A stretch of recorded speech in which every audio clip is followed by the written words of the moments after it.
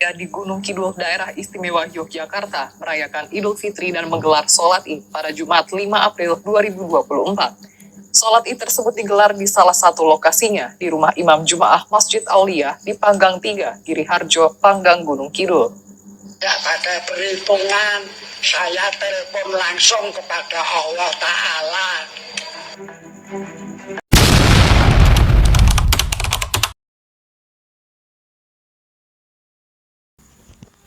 Bismillahirrahmanirrahim. Assalamualaikum warahmatullahi wabarakatuh. Alhamdulillahirrahmanirrahim. Salam bahagia kepada sedulur-sedulur Padepokan Putra Bengawan. Di kesempatan hari ini, tim Padepokan Putra Bengawan mau mengungkap dari sisi gaib tentang ajaran yang ada di Gunung Kidul yang sedang viral, yang sholat idnya sudah dimulai hari Jumat kemarin. Dari itu Padepokan Putra Bengawan mau mengungkap sebenarnya itu ada apa. Sebelum kita mulai, saya ucapkan kepada sedulur-sedulur semua yang sudah membantu mendukung channel-channel kami bisa berkembang dengan cara mensubscribe, like, menonton dan mengkomen. Atas kebaikan sedulur-sedulur semua, mudah-mudahan Allah membalas beribu-ribu kali lipat kebaikan, dibukakan pintu-pintu rezeki yang halal yang barokah, dan digampangkan berbagai macam urusan. Yang sedang mengalami ujian dari Allah, yang diberikan sakit, mudah-mudahan semua penyakitnya diangkat oleh Allah, diberikan kesembuhan yang sebenar-benar sembuh dan tidak kambuh lagi. Yang mempunyai permasalahan masalah jodoh, mudah-mudahan Allah mendatangkan jodoh yang soleh ataupun yang solehah. Yang mempunyai problema, yang sudah lama menikah belum dipercaya oleh Allah untuk diberikan momongan, mudah-mudahan Allah mempermudah diberikan momongan yang soleh ataupun solehah. Untuk menyingkat waktu, monggo sedulur kita mulai proses mediumisasinya. Mudah-mudahan nanti bisa berjalan dengan lancar, tidak ada halangan apapun. Mohon doanya sedulur, mohon doanya biar nanti bisa berjalan, bisa memberikan manfaat.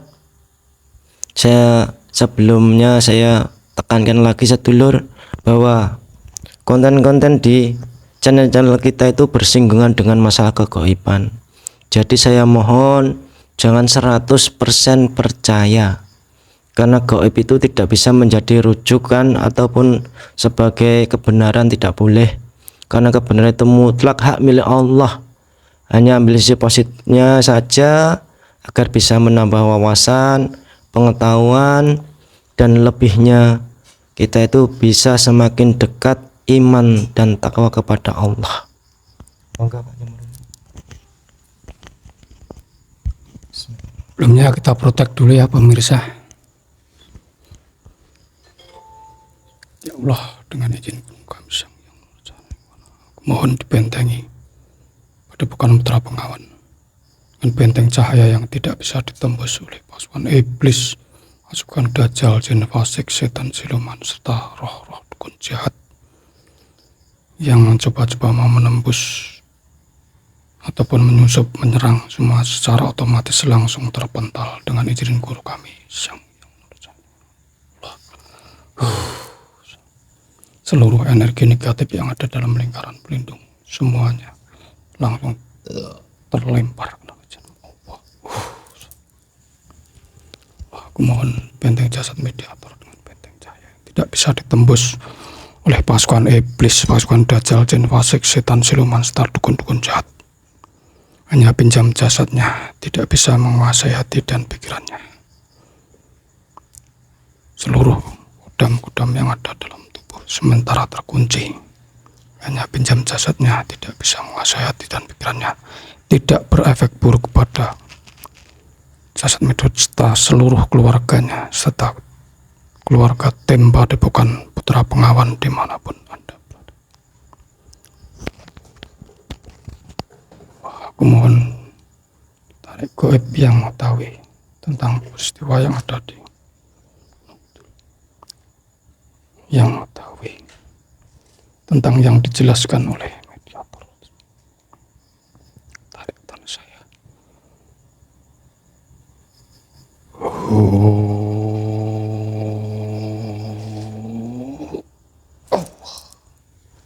Hanya yang maksudnya sebelum langsung aja. Masuk.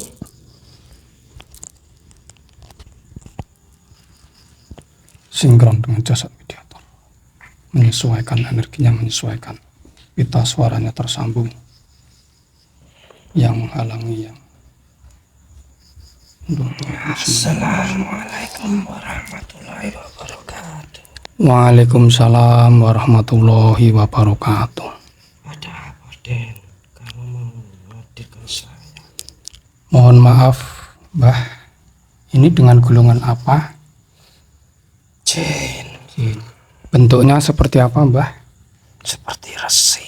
Bersih. Boleh tahu namanya siapa? Umurnya berapa? Dari mana? Saya bernama Wiryo Agung Samudro. Saya bertempat tinggal di dekat pantai selatan. Umur berapa, Mbah, kalau boleh tahu? Kalau di alam manusia sekitar 900 tahun. Mohon maaf ya, Mbah. Kami tadi mengundang goib yang bisa menjelaskan tentang adanya peristiwa kemarin yang sudah melaksanakan Hari Raya Idul Fitri, Mbah. Dan menurut berita katanya sudah telepon langsung dengan yang ada di langit katanya. Mungkin Anda bisa menjelaskan siapa di balik itu atau bagaimana? Mohon dijelaskan, Mbah. Ya, mohon maaf. Nanti kalau yang saya jelaskan itu tidak sesuai apa yang kamu harapkan, karena juga keterbatasan saya. Walaupun saya ini adalah sesosok jin, saya juga mempunyai kekurangan-kekurangan. Saya tidak makhluk yang sempurna. Begini, Den. Ini kan sudah waktunya fase-fase menuju zaman di akhir. Jadi kamu jangan heran, banyak pemahaman-pemahaman, pemikiran-pemikiran yang sudah mulai melenceng ataupun keluar dari tatanan-tatanan ajaran-ajaran yang dibawakan oleh para wali-wali pendahulu kalian.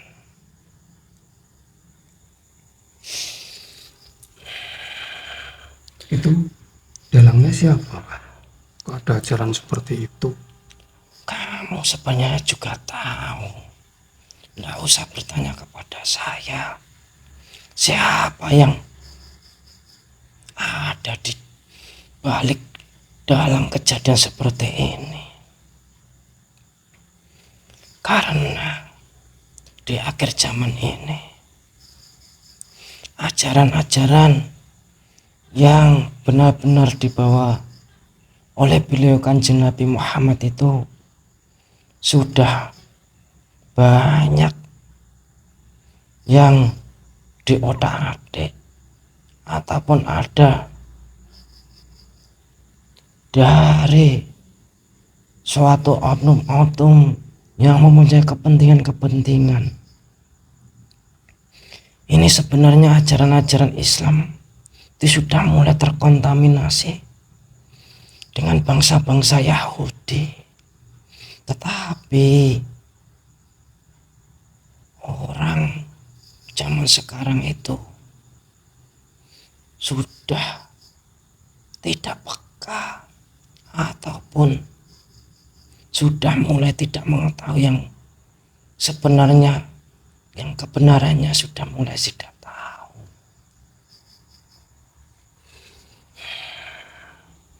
Kalau kamu bisa melihat dari ajaran-ajaran beliau Kanjeng Nabi Muhammad yang dibawakan oleh para wali,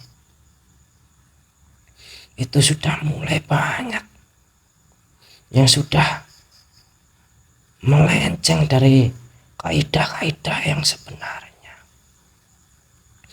Dengan kejadian ada seorang yang mengaku kiai ataupun sesepuh di dalam wilayah itu sudah masuk di dalam dekapan iblis yang ajarannya sudah tidak bersanad kepada Kanjeng Nabi lagi.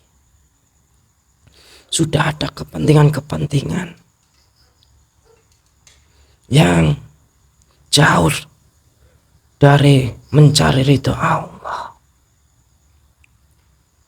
Karena kalau kamu bisa tahu, setiap ajaran-ajaran yang sudah tidak bersanad lagi kepada Kanjeng Nabi Muhammad itu, nanti dari bangsa-bangsa iblis, dari bangsa-bangsa jin itu sudah mulai banyak yang menyusup, yang sudah mengotori-ngotori di dalam pikiran-pikiran, di dalam hati manusia. Walaupun yang disampaikan itu mengambil dari Al-Quran ataupun dari sunnah Kanjeng Nabi ataupun dari kitab-kitab karangan-karangan ulama-ulama yang dahulu, tetapi itu hanya zahirnya saja ataupun syaratnya saja. Sebenarnya di dalam rohaninya, di dalam hatinya, pikirannya itu sudah mulai banyak penyusup-penyusup dari golongan iblis, dari golongan jin. Dari golongan iblis ataupun golongan jin itu sangat pintar sekali. Karena dari sejarah itu, iblis itu adalah gurunya para malaikat-malaikat. Dari segi pemahaman, dari segi keimanan, kedekatan kepada Allah itu lebih daripada makhluk-makhluk yang lain. Makanya sebenarnya itu iblis itu dulu-dulunya adalah makhluk yang soleh, iman, takwa kepada Allah. Dengan diciptakan Kanjeng Nabi Adam itu, iblis sudah mulai merasa yang lebih mulia. Sebenarnya kalau diruntut, sebenarnya itu kan perintah Allah, bukan kehendak Nabi Adam, tapi itu adalah perintah Allah. Kalau iblis itu bisa menelaah atau memahami, sujud kepada Nabi Adam itu sebenarnya kan mengikuti perintah Allah, bukan untuk menuruti perintah Nabi Adam. Saya mohon maaf untuk penjelasan-penjelasan masalah kiai yang disepuhkan di suatu wilayah yang bercerita katanya menyambut hari raya Ramadan ataupun Syawal itu katanya sudah telepon kepada Allah. Itu sebenarnya tidak seperti itu. Itu sebenarnya dari pemahaman beliau itu mendapat ilham dari Allah, tetapi kata-katanya itu hanya agar bisa mudah ataupun kontroversi pada kalangan manusia sekarang ini. Itu sebenarnya menurut pengakuan beliau itu mendapat ilham dari Allah. Sebenarnya itu bukan ilham dari Allah. Itu sebenarnya ada dari golongan iblis itu yang menyusup, yang mengaku-mengaku petunjuk dari Allah. Itu sebenarnya kepintaran ataupun kelicikan dari bangsa iblis yang menyesatkan manusia, tetapi manusia itu tidak tahu. Karena itu kamu untuk pembelajaran bahwa kalau kita beribadah tidak mempunyai guru yang menyambung sanadnya kepada Kanjeng Nabi dan kepada Allah, ya resikonya seperti itu.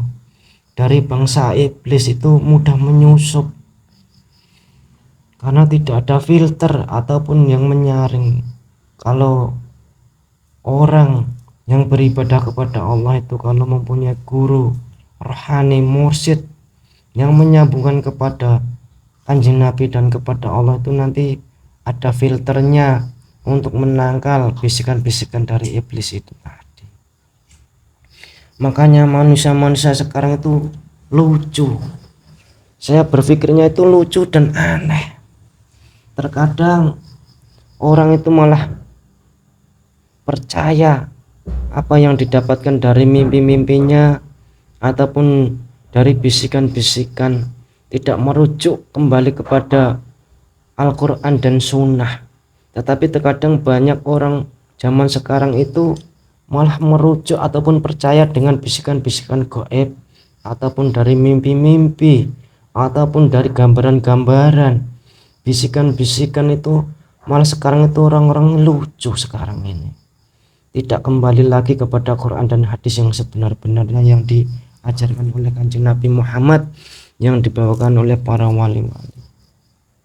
Saya itu merasa kasihan dengan yang disepuhkan di daerah itu, yang melibatkan banyak umat. Kasihan itu sebenarnya disesatkan oleh iblis. Karena kalau boleh kembali dengan ajaran Kanjeng Nabi, kan sudah dikasih ilmu pembelajaran dari Kanjeng Nabi bahwa 1 Syawal itu nanti kan merujuk dengan hilal, iya kan? Hilal, iya. Iya, hilal. Kan harusnya Hilal. kan sudah jelas itu. Tidak bisa diotak-otak lagi. Kalau manusia sekarang itu kalau benar-benar kembali kepada Quran dan hadis yang sebenarnya, sebenarnya kita itu aman, jauh dari bisikan iblis. Kalau kita itu berpikir atau berpendapat dari ilham, itu sebenarnya itu banyak penyusup-penyusup dari golongan iblis ataupun jin. Hati-hati, nanti kalau kita itu ada ilham ataupun bisikan-bisikan itu, kalau kita itu masih kotor, hatinya kotor, itu cenderung banyak iblis ataupun dari golongan jin yang masuk. Walaupun dari bisikan itu, gambaran-gambaran itu memang disisipi dengan kebenaran-kebenaran, dengan kenyataan-kenyataan yang akan terjadi.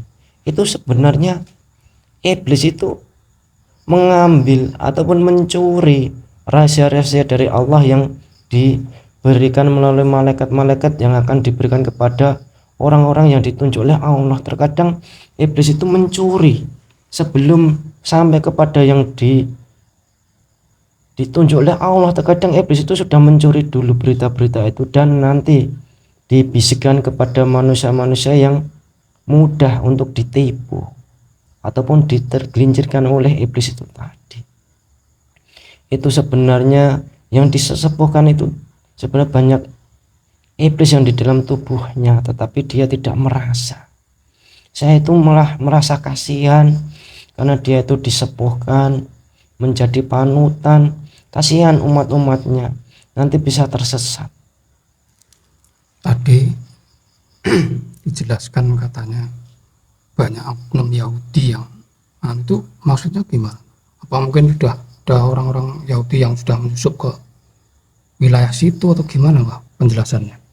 Mohon maaf, sebenarnya kalau diruntut, bangsa Yahudi itu sudah meracuni di dalam ajaran-ajaran Islam itu. Kalau di Jawa itu semenjak dari penjajahan Belanda itu banyak sejarah-sejarah ataupun kitab-kitab ataupun orang-orang Yahudi yang membayar orang-orang berpakaian atau berpenampilan Ala seperti ala Arab itu sebenarnya dibayar oleh orang-orang Yahudi untuk meracuni ataupun merusak ajaran-ajaran Islam yang sebenarnya.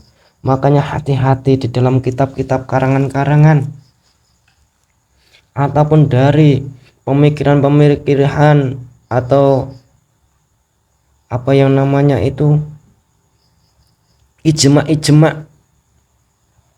itu banyak yang disusupi dari bangsa Yahudi, tetapi banyak yang tidak tahu ataupun tidak mengerti karena jauh dari naungan ataupun perlindungan dari guru-guru mursyid. Sekarang itu orang-orang itu malah cenderung dengan penampilan tuhir. penampilan yang nampak ala-ala Islam itu malah orang-orang malah tertarik dengan disusupi dengan dalil-dalil ataupun firman-firman Allah, tetapi dalam penafsiran itu dipelencengkan untuk kepentingan pribadi. Tetapi orang-orang sekarang itu malah cenderung senang dengan apa jika ada seseorang yang pintar dalam dalil, fasih dalam bacaan Al-Quran, pintar dalam pemahaman. Itu orang sekarang itu banyak yang tertipu dengan penampilan seperti itu. Itu sebenarnya ajaran-ajaran seperti itu banyak yang sudah disusupi pikiran-pikiran dari bangsa-bangsa Yahudi yang ingin merusak akidah-akidah Islamnya yang sebenarnya. Tapi akhir-akhir ini kan sudah mulai terbongkar ya Mbak. Makanya tahun ini kan sudah masuk akhir zaman, nanti akan didatangkan mujadid ataupun seseorang yang bertugas untuk mengembalikan ajaran Kanjeng Nabi yang sudah mulai banyak pelancangan, dikembalikan dengan ajaran Nabi yang sebenar-benarnya. Dan nanti pun ajaran mujadid yang diutus oleh Allah akhir zaman itu nanti juga banyak orang yang menentang karena dianggap itu asing, malah dianggap nanti sesat. Karena orang sekarang itu mudah tertipu dengan penampilan ataupun dari bacaan Al-Quran yang fasih, dalil-dalil yang pinter. Perlu diingat dulu itu yang banyak membunuh keturunan duriyah Kanjeng Nabi itu juga berpakaian muslim, hafal Al-Quran, malah hafal Al-Quran, penampilannya itu menutup aurat, jenggotnya itu panjang sekali, tetapi sebenarnya itu cuma luarnya saja, tetapi hatinya itu adalah iblis, sudah tidak bisa memandang tentang kebenaran. Yang dipandang itu hanya nafsu, angkara murka untuk kepentingan pribadi. Sebenarnya kalau kamu bisa membaca sejarah siapa yang membunuh cucu-cucu Kanjeng Nabi, dan waktu itu Kanjeng Nabi sudah berpesan, hati-hati di akhir zaman nanti akan ada kaumku yang sholat itu tepat waktu, bacaannya Al-Quran itu sangat bagus, tajwidnya bagus, pakaiannya itu sangat rapi, menjaga aurat yang sebenar-benarnya. Tetapi semua apa yang dilakukan ibadahnya itu hanya sebatas di kerongkongan saja. orang kawarit berarti Mbak. Tidak nyampe di dalam hatinya, itu hanya nanti di kerongkongan saja. Dan itu sebenarnya itu adalah penghuni neraka yang nyata, orang-orang seperti itu. Karena dia itu walaupun syariatnya bagus, tetapi sifat merasa yang sudah benar sendiri, yang sudah paling sunnah, mengakui paling bersyariat yang kuat, yang sebenar-benar dari Kanjeng Nabi.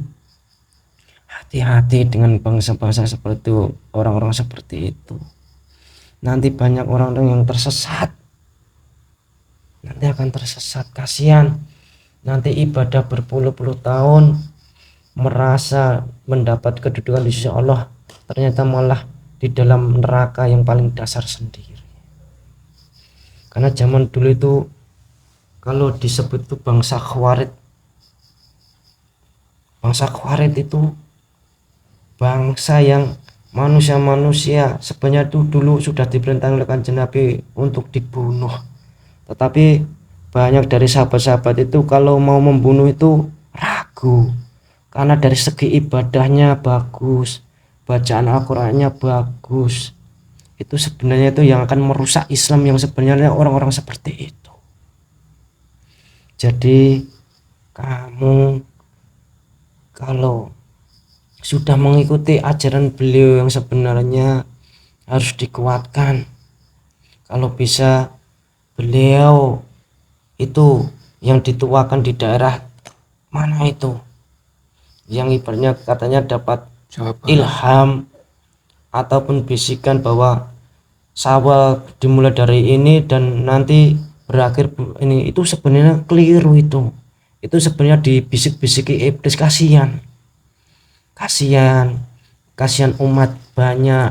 Bisikan lewat mimpi atau lewat apa itu? Itu sebenarnya lewat mimpi dan di dalam bisikan hati, waktu dia itu bermunajat kepada Allah itu dapat bisikan-bisikan, pemikiran-pemikiran itu sebenarnya dari iblis itu sebenarnya. Hati-hati. Pengikutnya sudah banyak belum, Pak? Banyak, itu sudah ratusan itu. Itu sebenarnya itu ada sebagian pemahaman itu yang disusupi dari bangsa Yahudi itu sebenarnya. Di dalam kitabnya itu ada bangsa Yahudi yang menyusup di situ. Tetapi kalau itu orang yang tidak diberikan petunjuk oleh Allah, susah untuk membedakan ajaran yang disusupi Yahudi ataupun ajaran yang benar dari Kanjeng Nabi Muhammad. Itu memang agak susah, karena kalau dibahas dari syariat juga tidak bertentangan. Kalau hakikatnya itu kan murni petunjuk dari Allah. Makanya orang-orang sekarang itu susah untuk membedakan. Kasihan orang-orang sekarang. Yang diselewengkan kan dari akidah pokoknya, Mbak. Ajaran tauhidnya itu kan melenceng. Makanya kan Islam itu sudah pecah menjadi 73. Itu kan sebenarnya sebagian itu kan kontrol propaganda dari bangsa-bangsa Yahudi, karena takut bangsa-bangsa Yahudi itu nanti kalau Islam itu yang sebenar-benar itu takut nanti orang-orang Yahudi itu kan bisa tidak terwujud impian-impian orang-orang Yahudi itu. Makanya menyusup untuk merusak akidah-akidah Islam dengan membelokkan akidah-akidah dengan mempelajari Al-Quran dan hadis itu tadi. Jadi saya teringat, Mbak, kan dalam sejarah dinasti Fatimiyah yang mengaku zuriat Nabi pada saat zaman dahulu, ternyata itu juga keturunan Yahudi, Mbak, menghancurkan Islam dari dalam. Makanya Bisa menguasai selama 200 tahun. hati-hati orang akhir zaman ini, walaupun banyak manusia awam itu tidak paham, dianggap diagung-agungkan, diluk-elukan, katanya dzurriyyah Kanjeng Nabi. Hati-hati, itu sebenarnya banyak orang-orang yang ditipu itu sebenarnya. Kasihan, nanti ibadah susah-susah, tidak ada kedudukan sama sekali di sisinya Allah. Karena yang sekarang itu banyak yang mengaku dzurriyyah Rasulullah itu sebenarnya adalah palsu itu sebenarnya. Banyak yang ada kepentingan. Makanya di akhir zaman ini kalian itu harus mencari guru mursyid yang sebenar-benarnya guru, yang benar-benar mendapat petunjuk dari Allah, mewarisi semua ilmu-ilmu dari Kanjeng Nabi Muhammad yang sebenar-benarnya. Nah, untuk mencari mursyid yang benar, yang bersanad itu caranya bagaimana, Mbak, untuk orang awam? Ya kita itu kan dikasih akal dan pikiran oleh Allah. Ya kita itu ya berusaha untuk selalu bertobat, berdoa kepada Allah, diberikan petunjuk agar didatangkan sesosok yang bisa membimbing untuk kembali ke jalannya Allah dengan ajaran-ajaran Kanjeng Nabi yang sebenar-benarnya. datang di majelis-majelis yang bersanad kepada Rasulullah.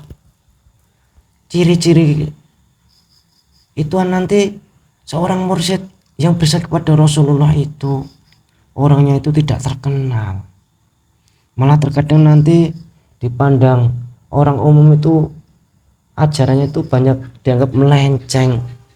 Sebenarnya ajaran-ajaran mursyid yang sebenar-benarnya itu banyak yang orang-orang awam itu tidak bisa menerima, terkadang malah dianggap orang gila.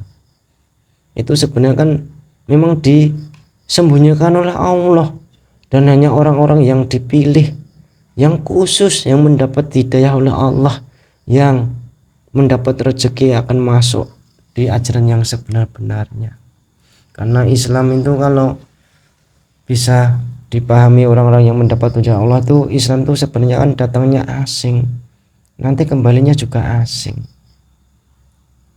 Banyak mursyid-mursyid yang mengaku-mengaku, tetapi orang-orang itu banyak yang tertipu.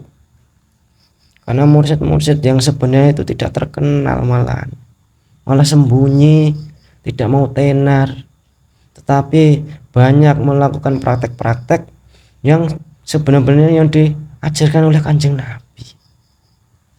Karena sekarang itu orangnya pinter pemahaman, pinter dalilnya, tapi sebenarnya itu kan sudah putus, tidak mempunyai hak mursyid, tapi banyak yang berani mengaku menjadi mursyid. Berarti iblis itu juga menyusup Itu barisan kan torekoh, Mbah. sebenarnya torekoh itu banyak yang dimasuki oleh iblis, Walah. banyak, tetapi banyak yang tidak tahu karena sudah merasa ini dulu dari ini. Kan kalau kembali dengan ajaran Kanjeng yang sebenar-benarnya, kalau seorang mursyid yang sudah meninggal dunia itu kan sudah terputus ajarannya, dan yang mengangkat mursyid itu bukan manusia, tetapi melalui sidang-sidang aulia di langit sana. Yang datang itu Kanjeng Nabi, guru-guru silsilah di dalam tarekat itu, bukan kok gurunya menunjuk ini. Nah, memangnya yang menyambungkan sanad itu manusia. Itu kan makanya orang yang keliru seperti itu sebenarnya. Tapi alhamdulillah sudah mulai terbongkar, Mbah. Ya iyalah, karena ini sudah akhir zaman. Hanya nanti kan orang-orang yang dikehendaki oleh Allah yang bisa kembali kepada jalan yang benar. Makanya seperti itu kamu itu benar, beliau itu sebenarnya ajaran yang bersanad, tetapi banyak orang yang tidak bisa menerima karena dianggap ajarannya itu melenceng. Sebenarnya kalau ditengok ajaran beliau itu kan sebenar-benarnya ibadah itu hanya mutlak penghambaan, hanya untuk beribadah kepada Allah, tidak untuk meminta surga dan neraka, karena surga dan neraka itu sudah hak mutlak miliknya Allah dan diberikan kepada orang-orang yang dikehendaki oleh Allah. Jadi kamu itu beribadah itu hanya untuk mencari ridho Allah. Kalau surga dan neraka itu kan cuma makhluk. Nanti kalau kamu ibadah hanya untuk mencari makhluk, tidak untuk mencari ridho Allah, nanti kan kamu tertipu seperti itu. Berarti dajjal yang berbaju ulama itu justru lebih berbahaya ya, Mbah, dari dajjal yang asli kalau begitu. Iya. Sesuai dengan hadis Nabi berarti. Iya, kalau dajjal yang asli kan jelas itu dajjal. Tetapi kalau dajjal yang berbaju ulama itu susah. Hanya orang-orang yang benar-benar diberi petunjuk oleh Allah yang bisa selamat. Karena ditipu, karena orang sekarang itu karena melihat orang yang berpakaian ulama, dalil, pinter, tausiahnya pinter, orang itu banyak yang kengguh, terkesima dan menganggap itu yang sebenar-benarnya seperti ini. Itu sebenarnya adalah iblis, tidak matinya. Hati-hati. Iya, Mbah. Ya, terima kasih ya, Mbah, penjelasannya. Ya, sama-sama. Dan saya mohon maaf jika penjelasan saya itu banyak salahnya. Saya ucapkan banyak terima kasih. Mohon maaf tadi lupa nggak kasih hidangan. Tidak apa-apa. Mohon Saya maaf. sudah kenyang. Mudah-mudahan ini menjadi pelajaran, Mbah, para pemirsa dimanapun berada di seluruh dunia. Mudah-mudahan banyak yang tercerahkan, terlindungi dari pemahaman-pemahaman yang melenceng, yang sudah keluar dari syariat serta hakikat ya Mbah. Mohon maaf, kami ucapkan banyak terima kasih ya Mbah. Ya udah, kalau sudah ya saya pamit undur diri ya. Saya melanjutkan tugas lagi. Ya mudah-mudahan omongan aku ini tadi bisa memberikan manfaat untuk ibadah kepada Allah. Amin. Ya saya berpesan, hati-hati di akhir zaman ini. Jangan tertipu dengan penampilan. Jangan tertipu dengan golongan-golongan yang banyak pengikutnya. Ingat bahwa di akhir zaman ini nanti banyak penipu-penipu yang sudah dimasuki iblis. Carilah guru ataupun mursyid yang bersanad kepada Rasulullah, karena yang bisa menyelamatkan kalian semua itu adalah guru-guru mursyid yang bersanad kepada Rasulullah yang sebenar-benarnya. Hati-hati, cuma itu yang saya pesankan. Saya juga mau pamit undur diri. Akhirussalam, assalamualaikum warahmatullahi wabarakatuh. Waalaikumsalam warahmatullahi wabarakatuh.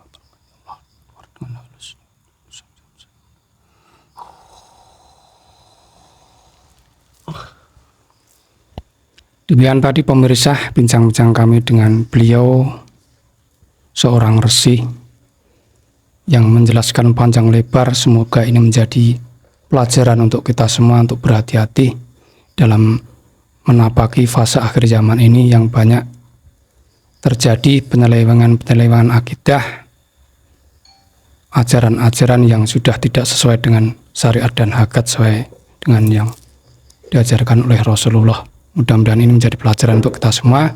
Dari kami tim Padepokan Putra Bengawan, Padepokan Cahyati serta Insan Merbabu, jika ada kata-kata yang kurang berkenan kami mohon maaf. Kami ucapkan banyak terima kasih kepada para subscriber yang sudah like, komen, dan share.